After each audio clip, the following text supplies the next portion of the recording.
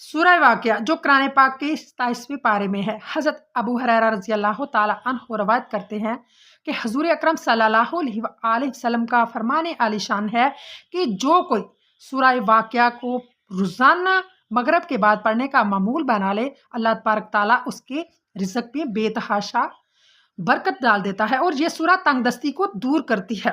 حضرت ابن مسعود رضی اللہ تعالیٰ عنہ بیمار تھے، نزا کا وقت ان پر طاری تھا۔ حضرت عمر رضی اللہ تعالیٰ ان کے پاس گئے اور عرض کرنے لگے، اے ابن مسعود، میں آپ کی بیٹیوں کے لیے کچھ خزانے سے نہ عطا کروں؟ تو حضرت مسعود رضی اللہ تعالیٰ عنہ نے کیا خوبصورت جواب دیا۔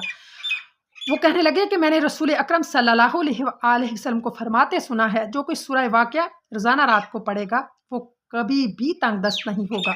لہٰذا میں اپنی لڑکیوں کے لیے، اپنی بیٹیوں کے لیے وراثت میں یہ چھوڑ کر جا رہا ہوں۔ سبحان اللہ۔ آپ خود زما